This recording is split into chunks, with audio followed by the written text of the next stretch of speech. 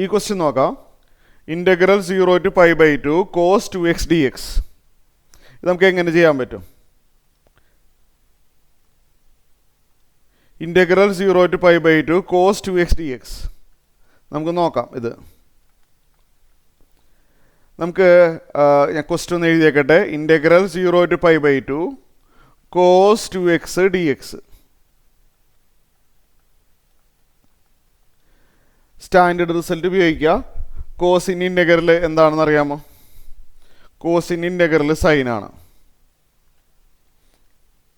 Sign 2x/2 വരും. അതെങ്ങനെയാണ് /2 വന്നതെന്ന് ഓർമ്മയുണ്ടോ? കാരണം കോസിൻ ഇൻ്റഗ്രൽ സൈൻ എഴുതി, എന്നിട്ട് നോക്കുക എക്സിന് എന്തെങ്കിലും കോഎഫിഷ്യൻ്റ് വന്നിട്ടുണ്ടോയെന്ന്. എക്സിന് കോഎഫിഷ്യൻ്റ് ഉണ്ടെങ്കിൽ നമ്മൾ ഡിവൈഡഡ് ബൈ ദാറ്റ് കോഎഫിഷ്യൻ്റ് എഴുതണം.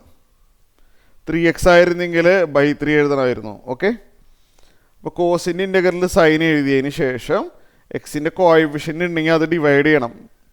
നമ്മളിതിന് മുമ്പ് പഠിച്ചിട്ടുണ്ടത്. 0 to π/2. ഇനി നമ്മൾ എക്സിന് നേരെ π/2 കൊടുക്കുക. നമ്മളിതിന് മുമ്പ് പഠിച്ചതാണ്. അപ്പർ ലിമിറ്റ് π/2 ആണല്ലോ. എക്സിൻ്റെ സ്ഥാനത്ത് π/2 കൊടുക്കുക. സൈൻ ഓഫ് 2 × π/2 താഴെ 2 ആണ്. മൈനസ് ഇടണം അല്ലേ? അങ്ങനെയല്ലേ പറഞ്ഞത്? അപ്പർ ലിമിറ്റ് കൊടുക്കുക, എന്നിട്ട് മൈനസ് ഇടുക, എന്നിട്ട് എക്സിന് ലോവർ ലിമിറ്റ് കൊടുക്കുക.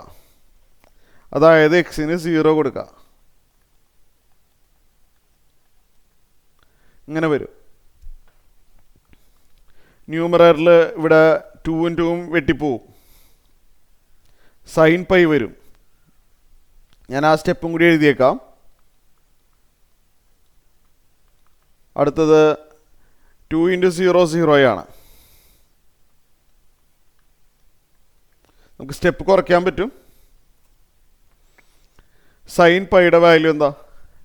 സൈൻ പൈയുടെ വാല്യൂ 0 ആണ്. ഓക്കെ, അത് നോട്ട് ചെയ്യണം കേട്ടോ. സൈൻ പൈയുടെ വാല്യൂ 0 ആണ്. ഇതൊന്ന് ഓർത്ത് വെച്ചാൽ വളരെ നല്ലതായിരിക്കും. ഞാനീ പറയുന്ന കാര്യം ഓർത്ത് വെച്ചാൽ വളരെ നല്ലതായിരിക്കും. Sine of any multiple of pi 0 ആണ്. ബൈ ഹാർട്ടാക്കിയാൽ നമുക്ക് കുറേ കാര്യങ്ങൾ ചെയ്യാൻ പറ്റും.